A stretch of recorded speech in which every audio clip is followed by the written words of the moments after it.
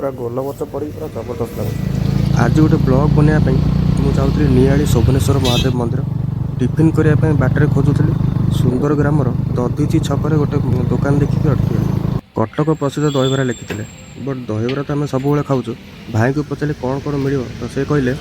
मैंने कौन कौन आइटम रखिद इडली बरा आ कौन तो मु मगैली गगन मगैले इडली सह बरा भाई को दुकान पूरा neat and clean road side रे हेले से भाई पूरा माने परिष्कार परिच्छन्न रखते तो गगन पर आसीगला इडली आ बरा मो आसीगला इडली आलुदम देखो पूरा गोलमरिच गुंड कर पकाई जोटा कि सब जगह मिले तापर आउ कौन कहि चलू खाई चलू पूरा आम भाई दहीबरा हो कि इडली हो आलुदम गुगुनी को सेकेंड टाइम मगेटा आमर हूँ परंपरा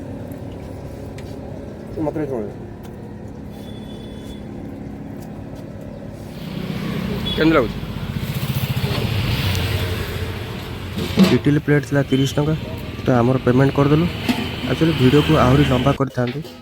बट टाइम होता 10टा 3टा जगह आमको जबार शोभनेश्वर महादेव मंदिर नियाली माधव मंदिर आउ कटक हनुमान मंदिर मंदिर 12टा भितर बंद हो सागे सागे बाहर गलु खाई आउ गोटे छोट रिक्वेस्ट ये चैनल को तो सपोर्ट करेंगे ही करेंगे आउ गोटे चैनल अच्छे जो विभिन्न मंदिर नेचुरल सिनेटिक प्लेस और ट्रैवलिंग ब्लॉग आहरी बहुत किसी एक्सप्लोर करे आपड़ से चैनल को भी सब्सक्राइब करूँ देखूँ चैनल ना हूँ साहू ट्रैवलर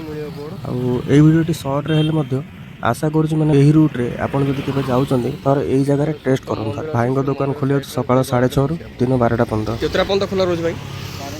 12टा ना आस के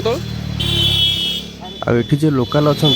जब वीडियो देखुं तेज कमेंट निहाती कहूँ आपड़ से खाई कि नहीं आज खाई आपको टेस्ट केमती लगी तो आशा करीडियोटा भल लगी आपको बैक टू बैक एथर वीडियो आसो वीडियो भल लगी तेज गोटे लाइक करदे आ चैनल को निहाती भाव सब्सक्राइब करदे रही जय जगन्नाथ।